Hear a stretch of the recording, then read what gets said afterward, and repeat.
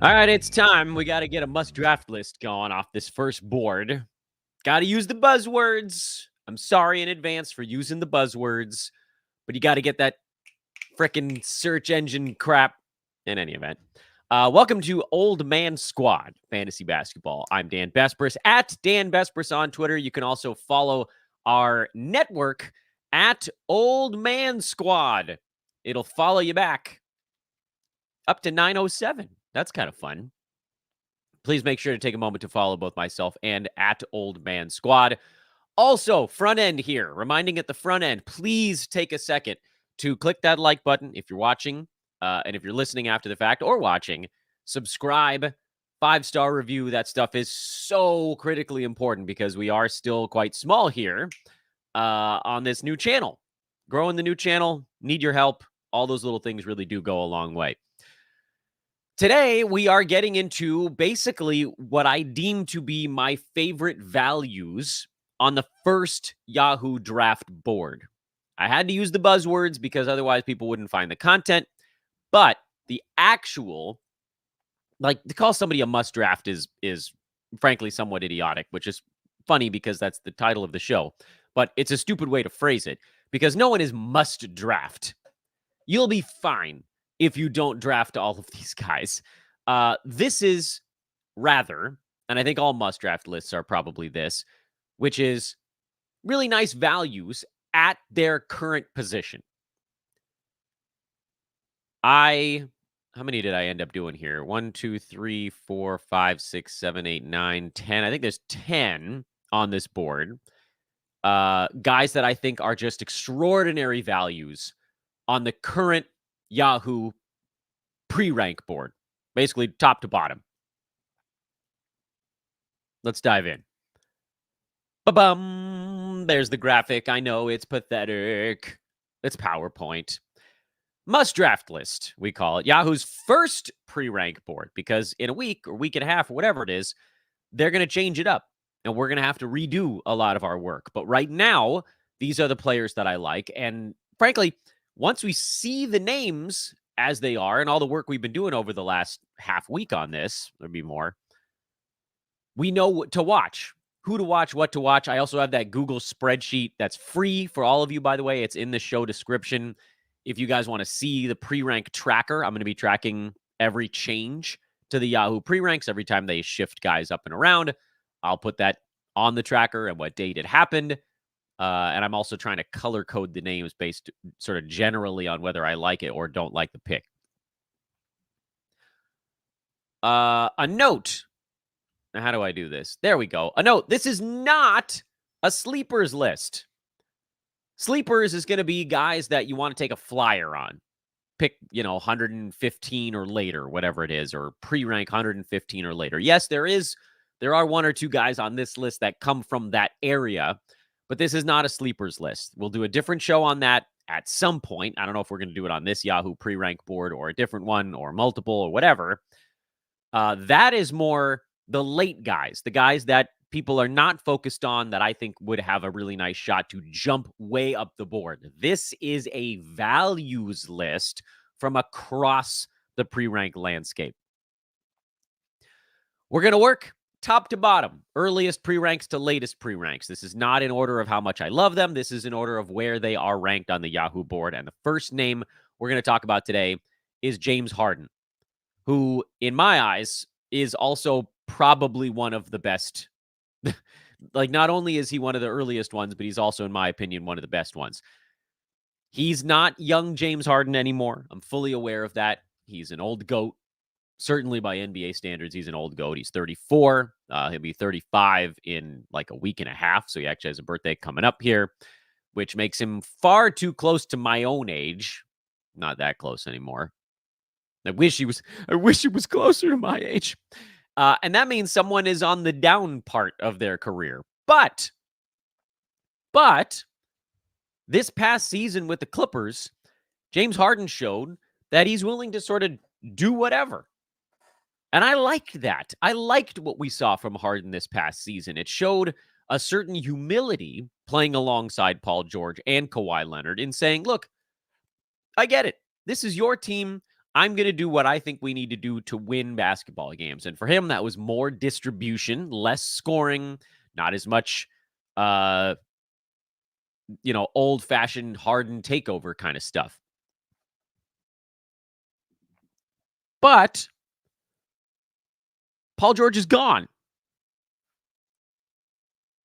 That's a really important detail.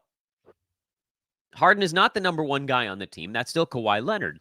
But we've seen Harden as the number two very recently. As recently as a couple seasons ago in Philadelphia. He had the year where he got traded mid-season. That was sort of a weird one where he was mostly the number two because like either Kevin Durant or Kyrie was floating around at the time.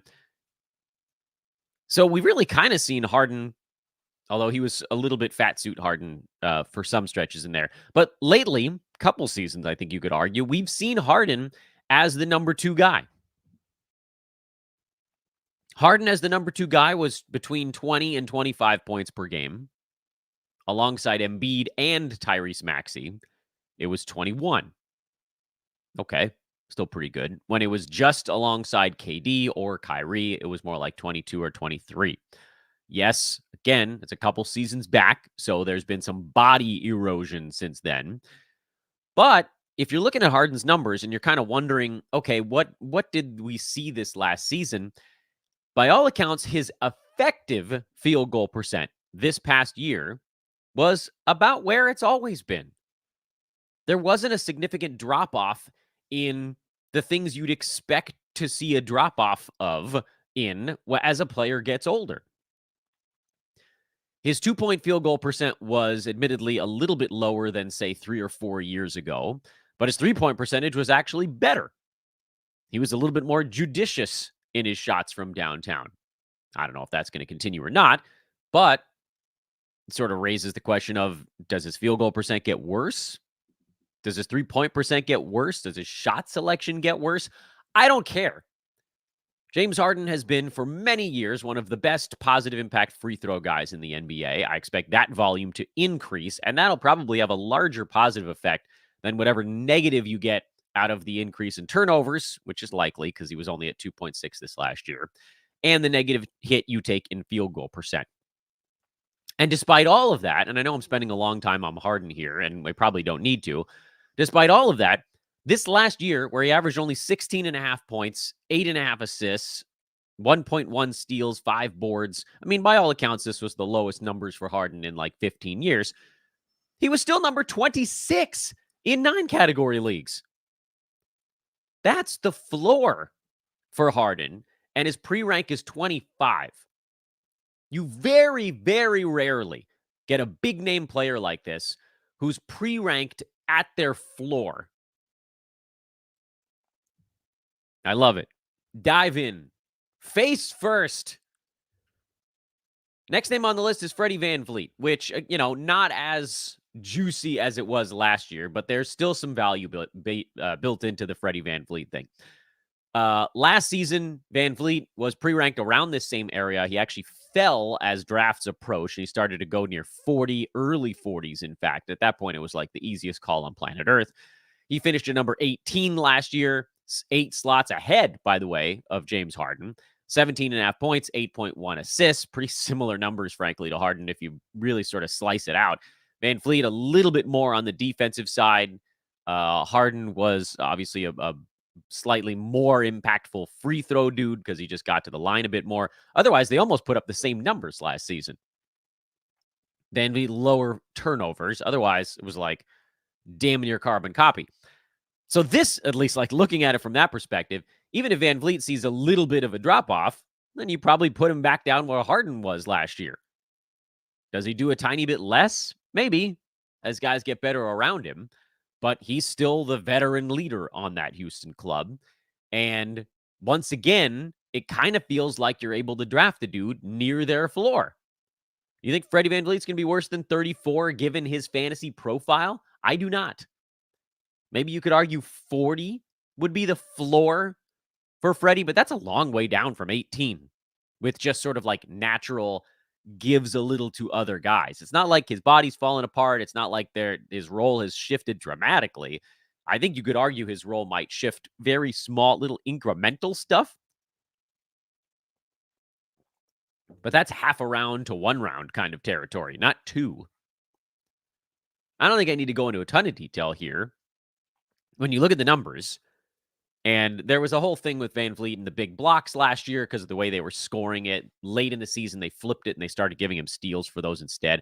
I don't care if he ends up at like 1.7 steals and only 0.5 blocks. As long as the combined number still sits around 2, then you're good. Free throws are going to be good. Steals are going to be good. Assists are going to be good. Scoring will be fine, not spectacular. But this is a guy you can get at the end of the 3rd round, where end of 3rd round is basically the floor. Easy peasy. Let's keep going.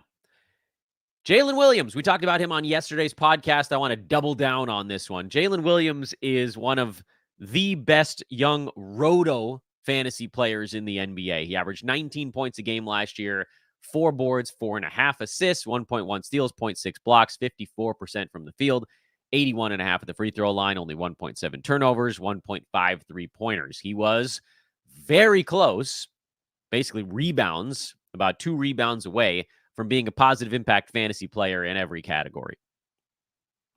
You guys know how hard that is?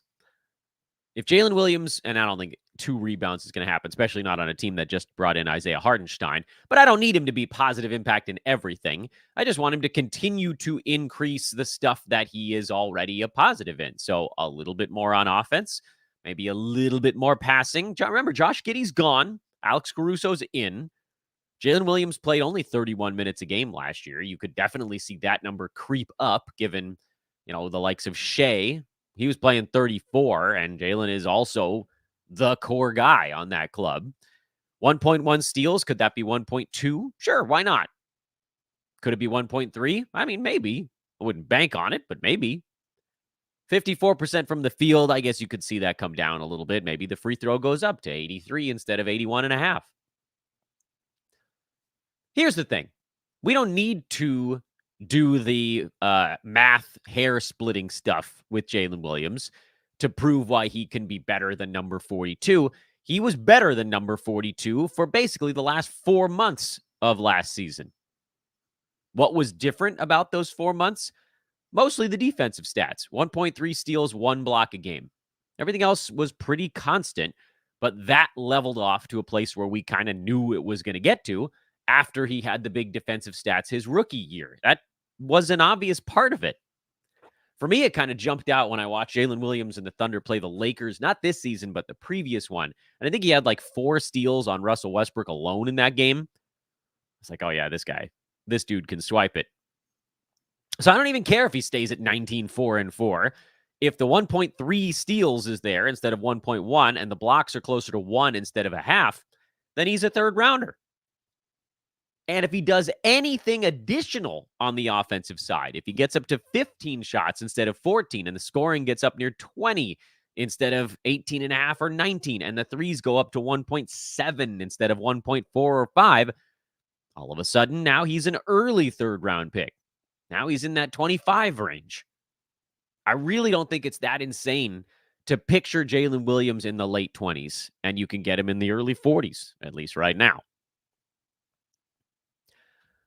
This one's a little bit of a tougher one. Kawhi Leonard is the next name on the list, and I get it. This is, more of a games cap play, but I'm actually here to argue that you could take Kawhi Leonard in almost any format, provided he looks okay during training camp. He's one of the only players where I actually care what they look like during training camp. And I've said this before, and I just, let's slip this into a show about players in the Yahoo pre-rank board. Don't try to draw too many conclusions from training camps. In general, they're not super helpful, but they do teach us a bit about who's healthy enough to play. And they might, at least by the end of training camp, give us a little bit of an indicator of who's going to be the starter on a team. We don't need that info for Kawhi Leonard, but we do need to know if he's feeling fine. If he's on a normal ramp up, terrific. I'll tell you why I think Kawhi Leonard can be drafted in any format after this very brief commercial break.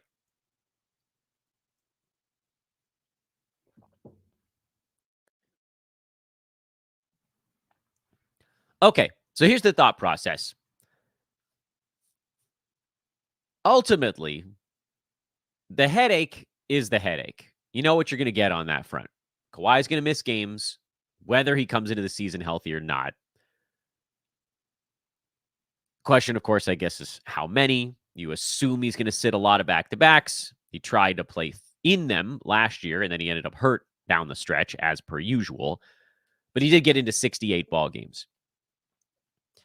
Kawhi Leonard is set to do more this year than last year. Let's start on that side of the analysis. Last season, he was at 17 shots per game, 3.6 assists, 4.2 free throws. That's sort of like your combination usage calculator. And he was number 7 on a per-game basis in 9 category leagues. Partially, by the way, because his turnovers were exceptionally low for an early round pick. He's another guy who he was about a tenth of an assist away from being positive impact in all 9 categories. I would suggest, since we don't really have to do a ton of digging, is just go look at the season, it was like 4 years ago, where Paul George missed most of the year with the Clippers. I think that was the first COVID year. Kawhi took 20 shots a game that season. I don't know that he needs to get to 20 with James Harden around, but 16.8, 17.1, basically where he's been the last couple of years. That's likely to go up, I would venture to guess, to somewhere around between 18.5 and 20. That's probably your window. Kawhi only shot 47% that year, by the way. That's a number that has steadily gone up since then. And I would put sort of forth for you guys that Kawhi is a guy who just now shoots 50% or better from the field, even if the usage ticks up a little bit. So you're looking at a Kawhi that's probably going to score closer. This last year, he was at 24. One would assume more like between 25 and 28, somewhere in that window. Call it 26.5. Split the difference. So the points will be higher. The assists will probably be higher. High 3s, low 4s, very achievable. Mid to high 4s, even not out of the question.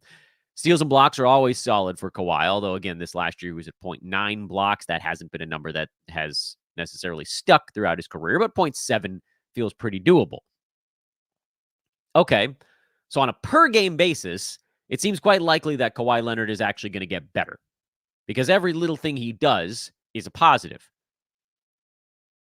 He's amazing at both percentages. So extra usage, ding, ding, ding, ding. More points, more assists, more threes, more field goal percent positive, more free throw percent positive impact, all that stuff, and maybe a slight downtick in turnovers. But I think you take the 4 or 5 positives to the 1 negative. The question we're all wondering is, okay, let's assume Kawhi Leonard is a top 6 per game guy again. How many games does he need to get in to justify being drafted at this spot? The answer, believe it or not, is not all that many, because we just played this game yesterday and last week and whatever with Donovan Mitchell, who was number 8 on a per-game basis last year, played in only 55 ball games, and still managed to get to number 31 by totals. That math suggests that even 55 games out of Donovan Mitchell, if you were able to draft him in the 30s, would have been enough. And Kawhi's in the 40s right now. I mean, we're talking like barely cracking 50 ball games. He can get there. Potentially not even that. Kristaps Porzingis played in 57 games, and he was an early second rounder last year, and he was better than number 45 by totals. Joel Embiid played in 39 games as the number 1 player. He was number 47 by totals. And I get it. That doesn't tell the whole story. For someone like Embiid, if he just missed half the year, doesn't feel like you're getting a fourth rounder. And for Kawhi, if you're assuming he misses basically like a game every week, it's going to be annoying for your fantasy team. But getting that dude in the late fourth right now is an absolute no-brainer. Because even by totals, you're talking about missing 30 games and still technically doing enough math to get there. You got to do it. Tobias Harris is the next name on the list. This one is also, in my eyes, a bit of a no-brainer. His pre-rank is 81. I don't know what the hell he's doing down there because Tobias, even last year, as the third/fourth option in Philly, was number 45 in 9 category leagues. Yes, partially because he's a super low turnovers guy, but also small positive in points, small positive in rebounds, small positive in steals, small basically neutral in blocks, neutral in field goal percent, nice positive in free throw percent. He doesn't hurt you anywhere. He is the anti-punt. He is fine in literally every single category. Thusly, I say, if you add a little bit more to that, because likely his role is going to be bigger in Detroit than it was in Philly, then basically the floor is where he was last year. I would expect Tobias Harris to be top 50 pretty easily this season on a per game basis. If you're punting turnovers, obviously that gives him a little bit of a negative tick, but still, I don't care at all. And one of the reasons he's this low is because he happens to be good in the 3 categories that are least attacked. Both percentages and turnovers are areas where he is decent to good. And so a lot of people just don't even pay attention to it. This one doesn't need a deep dive. He's likely to do more than last season. Even if he doesn't, he was top 50. I don't know where 80 comes from. He probably doesn't stay there at the next Yahoo board rearrangement, which is disappointing. So maybe do a draft now so you can get Tobias Harris. Bradley Beal. Next name on the board at number 85. He was hurt most of the first 3 months of last year. And that's why he finished where he did. Beal's, I think, final rank last season, was it by totals? He played in 53 ball games, so that was the rough part. Per game, he was 73, and that included a solid 2 months where he was barely playing, and when he was playing hurt and wasn't settling in, and then all of a sudden he found his place, and he was top 30 the last 25 games last year. Yeah, he was shooting 54% from the field, which probably doesn't stick, but he's still Beal. That's the end of that's the whole story here. We're talking about a guy who, again, you're able to draft him basically below his floor. The floor was, in my eyes, pretty close to last year. I don't think he's going to do less in Phoenix this season now, hopefully coming into the year healthy. We can do this game of he didn't play in any games last year. He's injury prone. But, after Beal dealt with that stress reaction stuff, that was way back. That was 2014. When his team was competitive, he played. This past season, he was legitimately hurt. He's not going to just take games off for the hell of it. He skipped a bunch of games with Washington because the team was terrible. There was not really much for him to play for there. Missing a dozen to 15 games, that feels like a more attainable target. Look for Beal, I think, somewhere between 65 and 73 games played. That'll get you there by totals. Again, this is someone you can get in now it's crazy, the mid 80s. That's 8th round. That again, I get it. I know that there's a little bit of injury fear there, but it's not Kawhi Leonard level. And you're looking at a guy who probably puts up a per game mark 2 to 3 rounds higher than where you're drafting him. This one I'm on the fence of. I'm throwing it in there because I felt like he's in a weird spot and one of the, in my eyes, one of the most surprising spots to see a dude end up, and that's DeAndre Ayton at 88. I know the Blazers tank stuff is a big deal, and yet there are other tank teams where players are not taking anything remotely close to this kind of pre-rank hit. Like Kyle Kuzma is pre-ranked 78, and the Wizards are probably going to be one of the worst teams in the NBA again. Like Jordan Poole is still at 74, and that team's probably going to be one of the worst teams in the NBA. So, yeah, I mean, I don't want to deny the fact that the Blazers are going to be atrocious. And Ayton only played in 55 out of 82 ball games last year. And I mean, hell, he might only play in 55 out of 82 games again this coming season. But we're at this point now where we're in the 8th round, and you can get a guy who's top 40 per game, 45, 50 slots later, because his team is probably going to be tanking. He might not get to his value by totals. By the way, DeAndre Ayton by totals last year was number 86. So if you're wondering, does 55 games get him there? The answer is yes. So he might not, maybe I should say he might not clear his ADP by totals.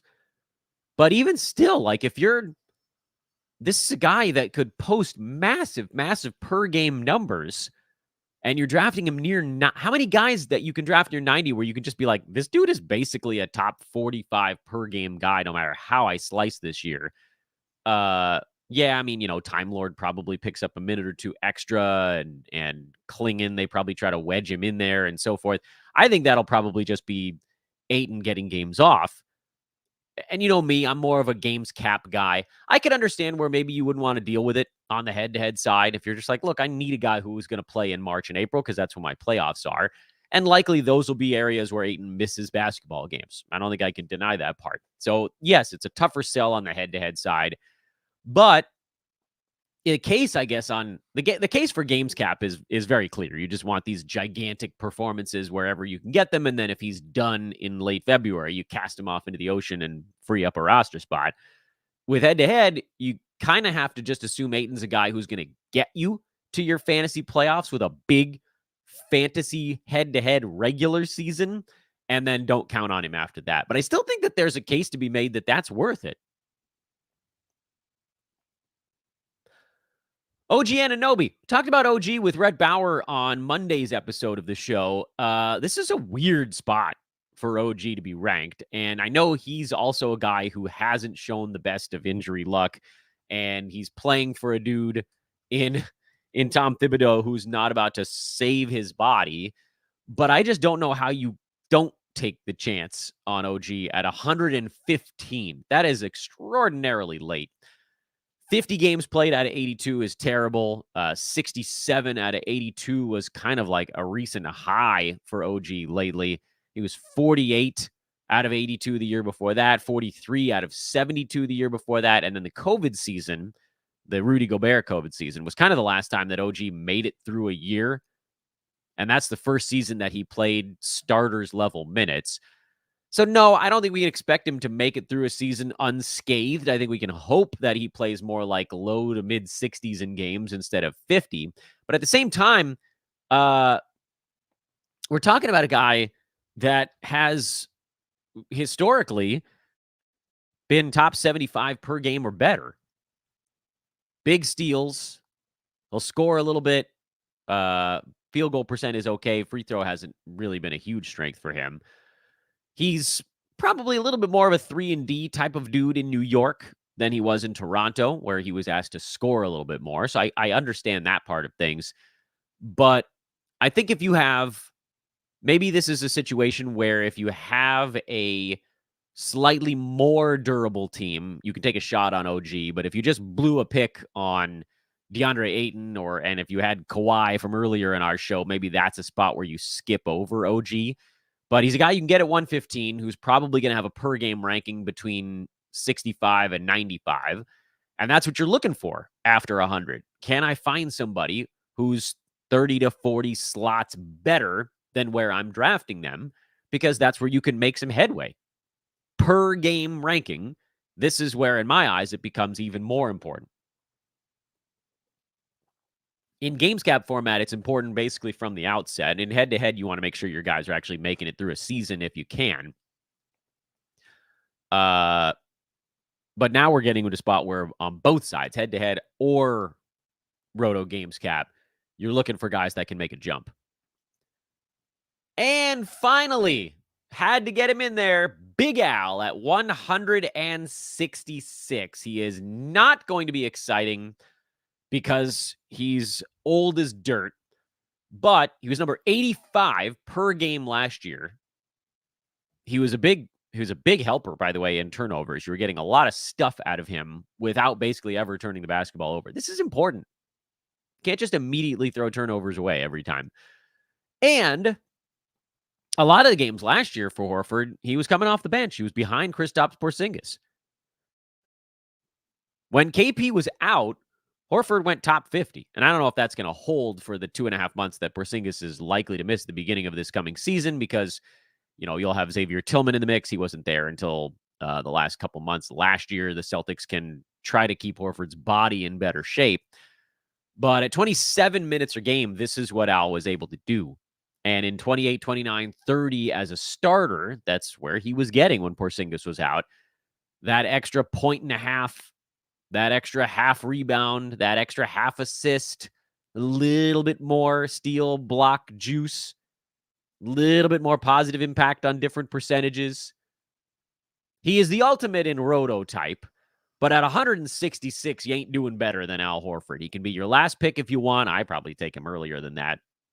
And I frankly don't care that his value is going to bottom out probably after January, because who's to say that Porzingis is ever healthy this year? You might be the type that avoids Al Horford because you're worried he's going to disappear after Porzingis comes back. We've all seen what Porzingis' body is like. The Celtics are not going to rush him back, even once he's healthy enough to play. They're going to ease him in. Horford's going to get a bunch of games where he's starting there. He's likely going to rest the back-to-backs, which, bank that in.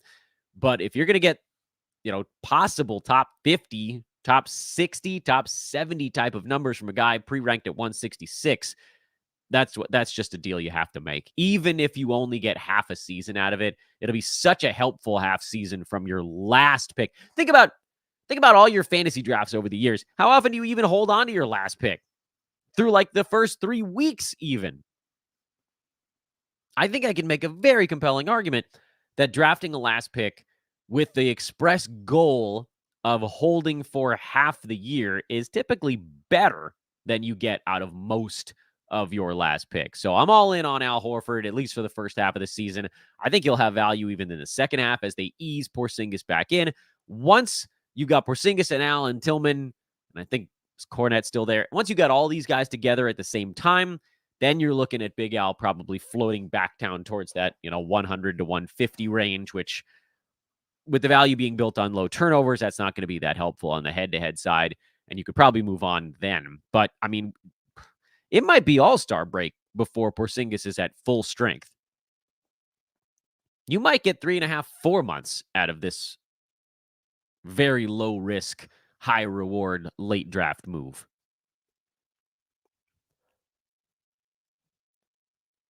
And those are the names, but we do have the chat room cooking right now. And I want to remind all of you guys, those that are watching live, after the fact, listening, whatever, please do take that extra little moment in your day to click the thumbs up button and subscribe, either YouTube, Spotify, Apple, whatever you're using to listen to this stuff. That is a big deal. Make sure to follow at Dan Bespris on Twitter and at Old Man Squad as well. Let's see what we got going on in the chat room here before we call it for the day. Aaron says, I really want Toby this year, but I might have to use like a 5th or 6th round pick because we have a lot of vultures. If you can get Tobias Harris in the 6th, I would still do it. Like mid to late 60s. I'm okay with that. I still think there's value built in. Obviously, I'd rather he go at 80, but I think we know he's rolling top 50 in 9-cat. Pretty damn sure of it. Cliff says, appreciate the content, my fellow old man. Yeah, that's my dude. Any idea when mock drafts are starting? According to our good buddy Dan Titus, who is at Yahoo Sports, mock drafts should be in a little over a week. I think the goal is next Thursday. So we'll keep tabs on that. We're actually going to be talking to Titus on the show later this week, so I can bug him for a date. But I think we're about a week and a half away. Matt says, "Remember the ad pause break." Yeah, I know. Matt also says Harden is a great value choice. I love it. I can't imagine he stays at 25 for much longer. Yeah, I think he probably moves up towards 20 as we work through draft season. I think I'd still take him there. Aaron asks, do you think it'd be justified to draft Harden using your 17th pick? I have the 8th pick in my head-to-head league. I'm pretty sure he's going to be gone before my 3rd round. Yeah, I mean, I think he's pretty safe at the 17th pick. You're not going to have as much value built in. I don't know how much higher than that he can get. But if you draft him at 17 and he finishes at 17, 18, in my eyes, that's a win because second rounders typically are pretty hard to squeeze value out of. Easy asks, is Tyrese Maxey at 27 in a 16-teamer an okay pick? Yeah, he's probably okay there. He's still just not really a guy I'm targeting this season. At 27, he's probably all right. I have him dropping into the 30s in per game rank, so, close. So you're probably okay. I don't know that I would target him there. Seems like this is a dude you really want. If you really want him at 27, I don't think he's going to hurt you all that much there. Jaylen Williams at 38 over Jimmy Butler. What do you think? Yeah, I'm going to take the guy that I'm hoping can play in mid-70s games over the guy that I'm hoping can play in 62. I love Jimmy Butler. I've had him on my roster 1,000 times over the years, but he's going to miss 20 games. And even if Butler is, a round ahead in per game value, I think Jaylen passes him when you consider games missed. My league has IL Plus. As a Celtics fan, I'm pretty sure Kristaps Porzingis will not play much even after returning. So Al Horford time. I agree. Beautiful.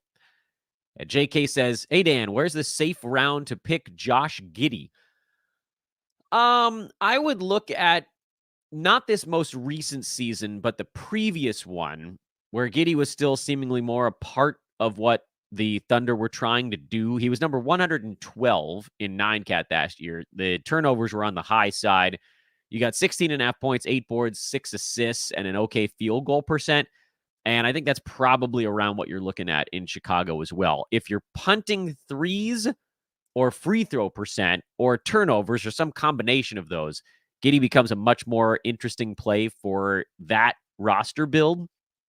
For 9-cat, I think people are getting a little overexcited because I don't think he's going to do more than he did that season. Now, if the Bulls fully blow it up, meaning no Vooch and no Levine, then I might go a little higher. I'm just still not that bullish on Giddey. Even in this new location, he's going to be way better than last year because last year he was unrosterable. But I still think he's going to get drafted earlier than he should. My spot for Giddey would probably be like 95-ish. And then just, understand that per game ranks might have him a little bit behind that because of his weaknesses. But if he fits your build, he provides some stuff that's kind of hard to find as a combo platter. But he is an upside play. I'll give him that. Like, if they clear a runway for him and it's like Josh Giddey and Kobe White and Patrick Williams and Ayo Dosunmu versus the universe, then he'll do more. Then he'll push beyond that. So if you're drafting him, I think you're drafting him on the hope that the Bulls do continue to clear out pieces. But as the roster stands right now, if all the guys that are there are playing, he's probably outside the top 100 on opening night. Is there any rookie you're targeting as a flyer? No, not really. I don't like rookies. I try to soften my stance on big men. Alex Sarr would be the first one I'd take a look at. I know he struggled in summer league, so I'm not expecting anything out of him at the front end. But he has the fantasy profile at least to be useful. And over the course of the year, I imagine the Wizards are going to kind of start force feeding him things to do. And then you just sort of hope that they come together. Let's see here. Any flyer from rank 100 plus other than Horford? Yes, there are others, but we'll do a show on those all by themselves. That'll be more of the sort of like sleepers type board. I think just as a quick shout the names out at you, guys ranked beyond 100 that I think could have good years: Alex Caruso, Tyus Jones, John Collins, Jakob Poeltl, Ivica Zubac, and Anunoby, who we talked about. Mike Conley. I think Daniel Gafford could still be okay, even if he and Derek Lively are splitting minutes. Walker Kessler down at 125, even in a limited role, he probably beats that. Cam Johnson, if the Nets start to give him more run. Klay Thompson, if you're thinking Mavs miss games, which I think they do. Colin Sexton at 141 almost made this show. KCP at 144. Buddy Hield at 149. Chris Middleton at 150. That's going to be a headache, but I'm just throwing it out there. Andrew Wiggins at 160. Jaquez at 161. Okongwu at 164. Hart at 165. Gary Trent Jr. at 172. Jeremy Grant at 176. PJ Washington at 182, Brogdon at 184, Scoot at 193, Chris Dunn at 199, DeAnthony Melton at 200, TJ McConnell at 209, Marcus Smart at 221, Jonathan Isaac at 235, Tari Eason 253, Dyson Daniels 259, Jalen Smith 261, and that's probably the list. So there's your lightning round. But we'll talk more about those guys, a little bit more detail on a separate show.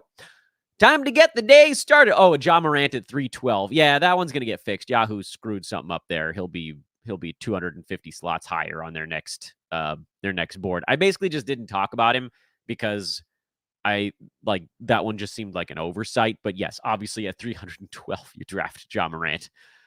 All right, thanks for watching, everybody. Appreciate all the live chat stuff. This was a fun one. I know you guys like this type of thing. I think is our only show today because I got a whole bunch of kid things to do. Tonight, late tonight, I'm recording a show with Matt Smith. That will air first thing tomorrow morning. We're also doing a show later tomorrow with Adam Stock, the punt master. That's going to be a lot of fun. So there will be 2 shows on Wednesday. Thursday, we're talking to Dan Titus. We'll probably also do a team preview show that day. And Friday with Josh Lloyd. Big, fun week here on Old Man Squad at Fantasy Basketball. Like, rate, subscribe, follow on Twitter on your way out. I'm Dan Bespris. I will see you all when I see you. How about that?